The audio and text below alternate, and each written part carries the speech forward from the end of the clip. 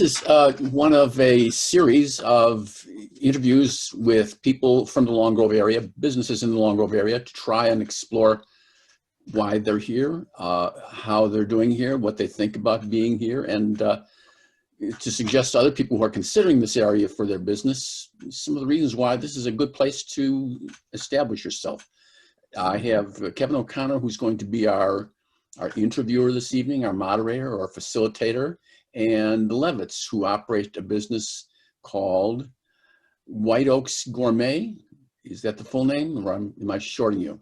It's White Oak.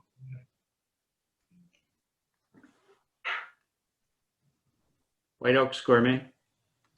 I think so. In any event, Kevin, actually, it's White Oak Gourmet. There's no S on the end. Great. Thank you. Great. Good. Well, now we got the important stuff. exactly. Well, Tom and Lori, thank you for being with us. We really appreciate it. You know, the Economic Development Group in Long Grove is very interested in the businesses that locate, and you've been with us for a while. So maybe the first question should be for people that are unfamiliar with your business model. What is the business model of White Oak? I'll take it. So White Oak Gourmet is a direct-to-customer home meal delivery service. We sell fully prepared heat and eat meals, which we sell online and deliver directly to our customers in the surrounding neighborhoods and villages. These are fully prepared and they're stored in your refrigerator, and you heat them up when you're ready to eat. Wow. There's no cooking, clean up, just warming it up. We've been doing this since 2013. Oh my. In our original kitchen, and we moved to Long Grove in 2015. Okay, so you've been in Long Grove for about 5 years doing this kind of work. Why did you pick Long Grove? If you go back to that decision you made to go from one place to another, what was it about the Long Grove location that you found advantageous? Well, I will say that, as Tom said, we've been doing this. We've been in business for longer than since 2013, but in 2013 we were experimenting with the delivery model, and we had a shared use kitchen. Actually, we were in Highland Park in a shared use kitchen. Okay. And it became evident pretty quickly that we needed to find our own space. We were breaking out of this shared use space. So we spent close to 2 years looking for our own kitchen and space. We looked everywhere. North Shore, Northwest Burbs, closer into the city. And one day we had an opportunity to look at this spot in Long Grove, which is 5 minutes from our home. We never factored that in, but that works very well. And it had virtually everything that we needed in the spot. And the price was right. Yeah. And so how has it worked out? Now you found this place, you think it's great, you've been searching for forever, and then you find it. So how has it worked out for you in the last 5 years? Okay, well, originally we started as catering. So we started catering out of this kitchen and the home meal delivery that we leased the kitchen for, and we were doing both of those. And then along the way, after 1 year, we discovered another business niche, which is the prepared foods that we sell under our label to other retailers throughout Chicagoland. These are juice shops, coffee shops, natural food stores, and independent grocery stores. And that has grown from 0 in 2016 to nearly 60% of our revenue right now. 60%? 60, yes. Yeah. Wow. And it was something that just kind of, I wish I could say we had a big plan and it was all in our business plan, but it was something that just organically came to us. Yeah. And we saw an opportunity, and here we are. And so this little kitchen, I don't know if you've ever seen it or been by our space. We put out a lot of product from this little kitchen. Wow. How many employees do you have? We have 8 employees between the kitchen staff and the support and the drivers. Did COVID make any, did you have to adjust for the COVID thing going on for the last few months? We did, and we feel extraordinarily lucky that we were considered essential, an essential business, and we didn't need to shut down in any way. We saw our home meal delivery business shoot up immediately, like Nobody could go out to eat anymore. end of February. Nobody wanted to go to the grocery store. Yeah. But then our wholesale business went down by 50%. So they kind of shifted spaces for many, many, many weeks. And it wasn't until I would say July that some of those wholesale businesses began to come back online, and we're very happy that they all came back online, plus some new businesses. So you really had this model, kind of almost accidentally, you had a model that compensated you for Yes. the changes. Yes. I mean, that's brilliant, really, when you think about it. and it was so brilliant. And we had it all planned out that way. That's right. Now, did either of you go to school to learn how to do all this kind of stuff? I attended culinary school back in '97. Did culinary school prepare you for being a business person? No. No. So we started White Oak Gourmet in 2004 as just a small sole proprietorship between Lori and myself. And as I said, we would do catering and in-home meals for people. And we did that for many years. We were happy to do it, but we realized that we wanted to create something a little bit bigger, create some equity in the business, and maybe give some opportunities to some of the people we were working with. So in 2012, we incorporated, and then in 2013, we changed into the delivery-based model, and rather than the in-home based model. I'm gonna ask you one more question, then I'm gonna ask our audience to ask you some questions. You've had a successful business. You've been able to manage this crisis that's going on. You have a beautiful place, and you're fully rooted in Long Grove, and that's become the base from which you operate in all these other suburbs. With all the stores and businesses that we know about and that we don't know about in Long Grove, what advice would you give as business people who've been through the ups and downs? What advice would you give to the other businesses in town that they should just be aware of as they're making their business adaptable to the changes that go on? I would say to make sure you really know your niche and to really fully embrace it and to communicate that to who your target customer is. I would also add that in this time, even before the COVID situation occurred, to have an online shop is absolutely paramount.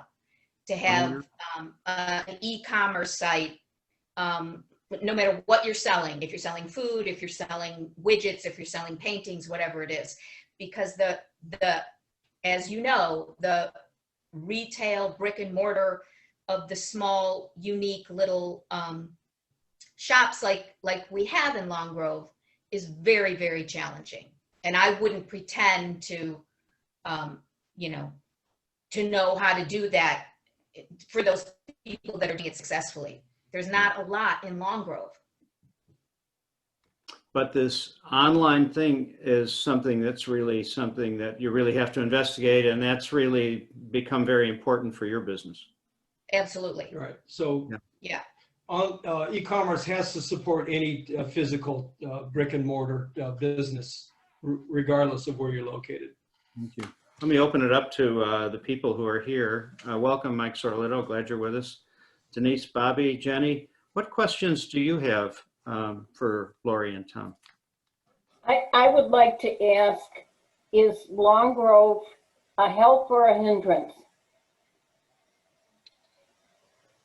I'm talking village, the village itself, the rules, the regs, the permits, the, I think that's all been very helpful. Yeah. Okay, so being in a food-based business and moving into the space in 2015, I've been associated with a lot of openings of other restaurant properties. So when we signed the lease and took possession, we were operating within 2 weeks. And this is the village, this is all the inspections, this is the health department. I had never seen anything like that in all my life. I was very pleasantly surprised by the support. that's nice to hear. That's nice to hear. Does the HD LGVA, is their business helpful to you?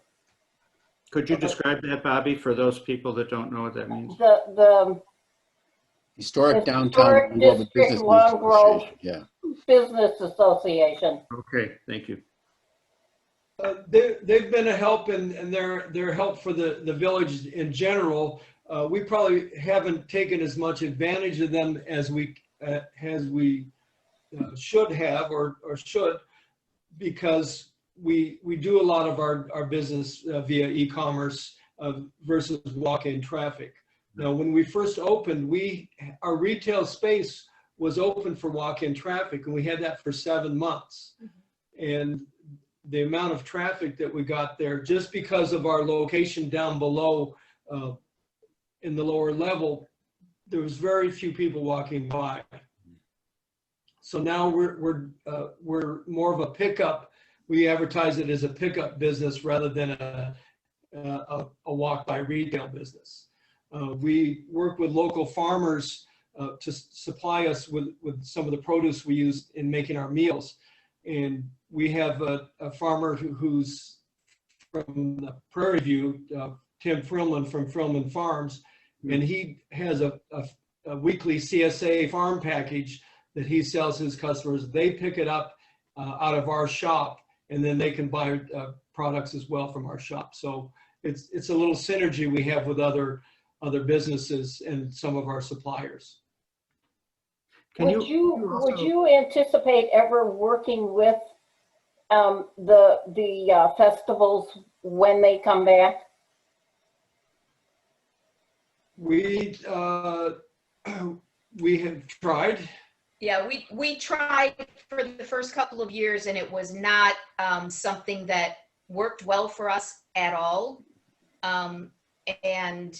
You know, never say never. When they come back, we'll see how they come back, if it's the same kind of production company and et cetera. But, you know, we'll never say never.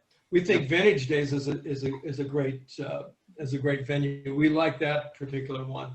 And we have It's got a little participated. different flavor from the other festivals. Absolutely. Well, I think Vintage Days absolutely reflects the image of Long Grove, and people really, when they visit, they really get it. This is what Long Grove's history and what we're all about. Yeah. Well, the reason I ask is that so many out-of-town food people come, and it would be nice to see more local businesses participating. But thanks for your information. Thank you. Great. Somebody else, questions? One of the things that we frequently hear with the EDC is people concerned about whether they will have a market for their whatever it is that they plan to sell. And it sounds to me like the geography of this area, the demographics of this area, the average incomes of the people within a driving range is pretty important to your business. Is that a fair assessment? Absolutely. Absolutely. Yeah. And have you found the local demographics favorable, generally speaking? Yeah. Wouldn't you say so? Yeah. So our customer base are in many cases professional families with children, busy, both working professionals without a lot of time to devote to cooking. They like cooking. They're great cooks, but they don't often have the time, and that's why they embrace our products.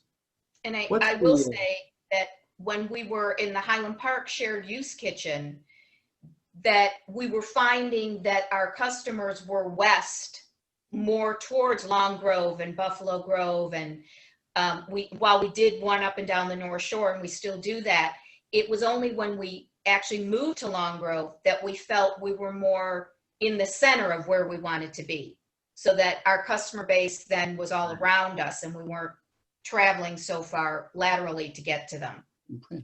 Because there are other providers, Fresh Harvest and Blue Apron and all that kind of stuff. What distinguishes your business, do you think? Why do people use you instead of some of those bigger companies that also provide this kind of stuff? Okay, so those companies, they send you the ingredients and you still have to do the cooking and the cleanup. Oh, that's no good. So with our meals, they're fully prepared, they're delivered refrigerated from our cooler via our chill bags right to your home. You hold them in your refrigerator, and then you heat them up when you're ready to go. There's no cooking and there's no cleanup. That's why people like our products.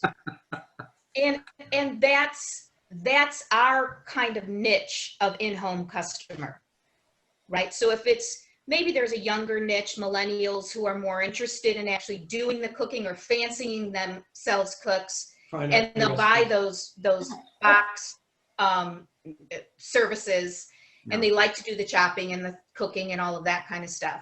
But our customers don't want to do any of that. We discovered that a long time ago. Neither do I. Right. And well, I've talked to Rita about it, so I've talked to her in the past about it. That's funny. Any other questions?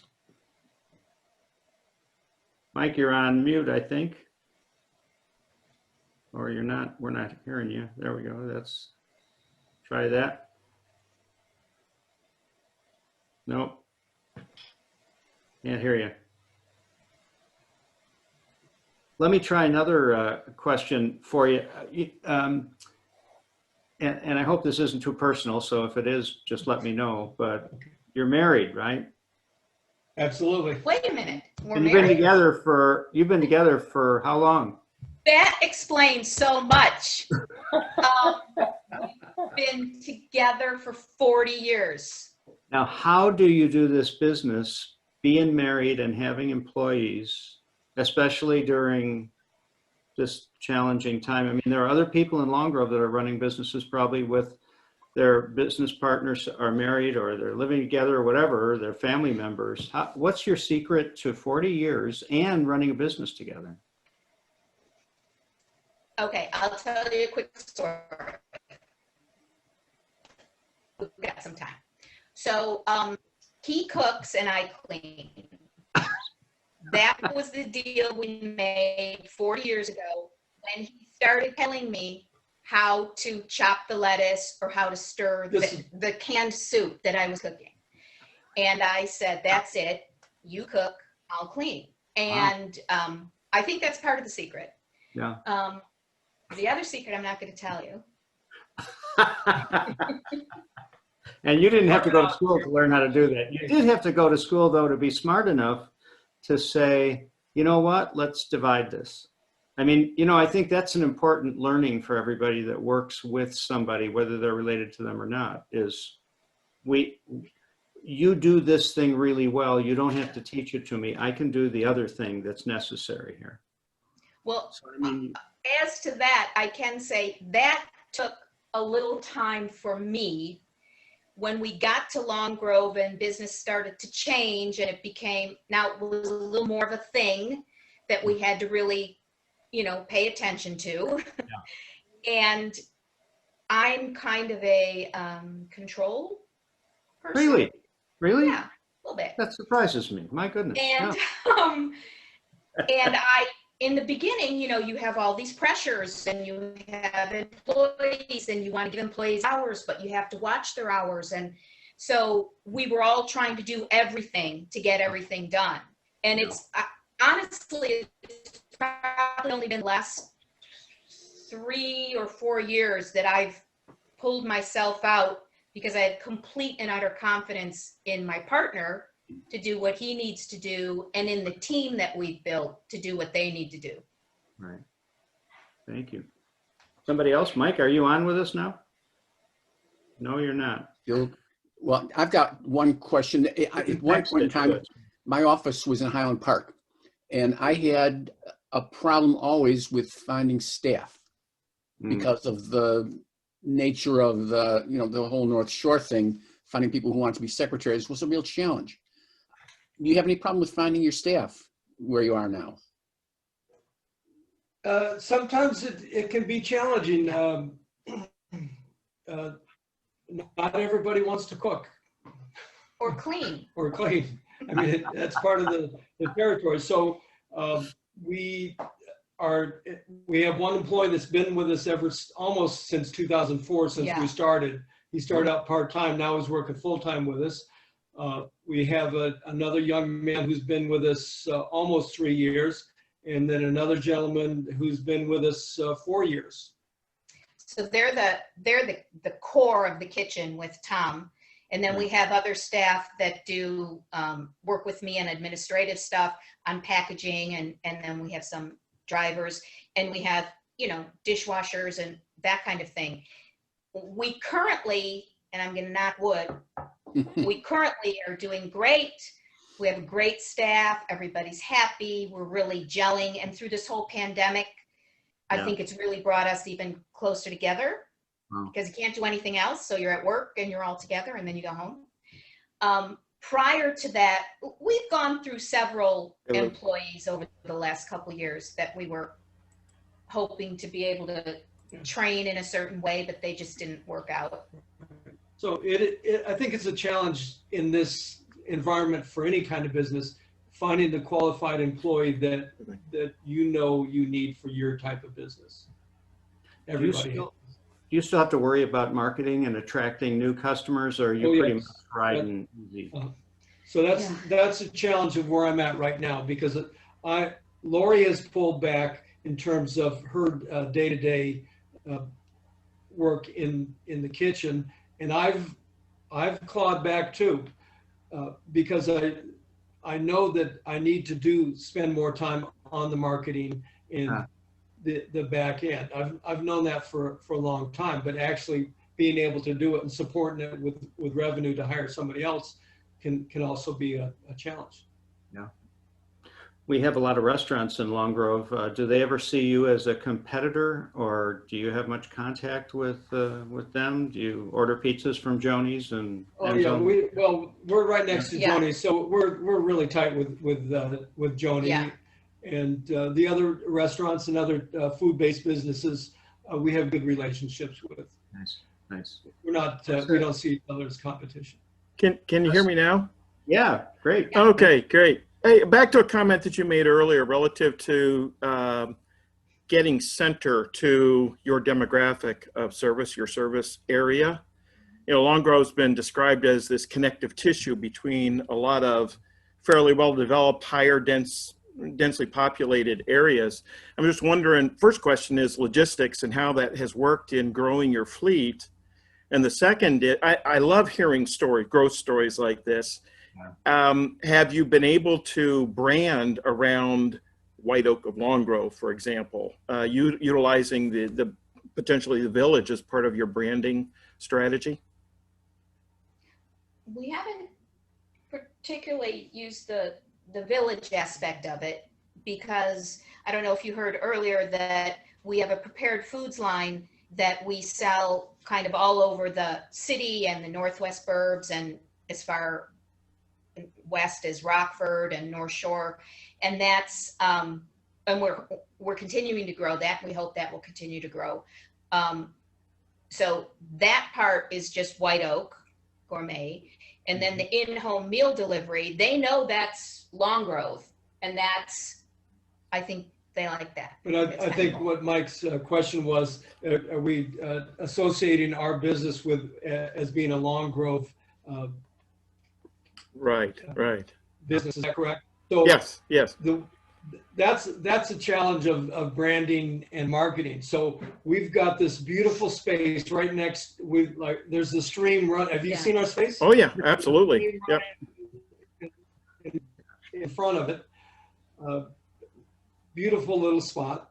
You wouldn't expect to find a kitchen there, but White Oak itself is based on our embracing local, organic suppliers for our food business. Okay, so like a farm to fork, almost. So Sure, like front, yeah. yes. So we were telling Kevin that we use Tim Frillman from Frillman's Farms, who does the Buffalo Grove Farmers Market. It's right down the street on Aptekissick in Prairie Grove. It would be wonderful if Long Grove had a market again. I realize it's difficult to support it sometimes, but it would be terrific. You're giving me all sorts of ideas of 1 + 1 = 3. You know, where we have opportunities. There's some, you know, ideas afoot about urban agriculture and this whole concept out near CFI and that sort of thing. So it'd be really neat to put something together that was collaborative like that. Okay, so many years ago, I had an employee who lived in Long Grove, and we always talked about Long Grove. And one of the things that we always tossed back and forth was, and this was before we moved to Long Grove, was wouldn't it be great if Long Grove could become a food destination, a food-based destination, and that would be its claim. So here we go.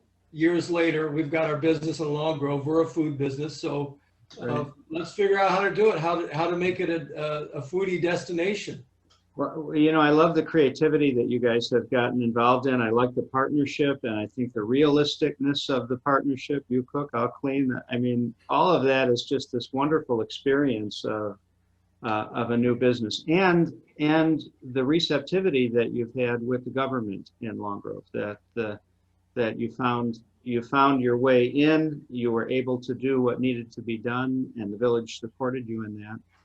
Plus now your customers are supporting you in this endeavor, and the goal for you now sounds like I have to figure out a way to get more customers, and so which every business has to do, right? When we stop looking for customers, we don't have a business anymore. So That's right. Right. you know, I just really want to maybe for those of you that have been listening, we'll be wrapping up. Would you tell Lori and Tom, what did you learn from this? What's sticking out for you that you liked or learned or appreciated about what they said? This will be feedback to the two of you. Well, I think the ability to pivot, particularly with the COVID, and immediately pick up. I mean, you may have been forced into it, but the reality is, as business people and you know, entrepreneurs, you were able to pivot and take advantage of that situation and you know, position the company to be able to react to that. And that's a big key to success, I think, these days. So congratulations. Thank you. Thanks, Mike. Somebody else? What'd you like, learn, or appreciate? I loved hearing how you were receptive to changes.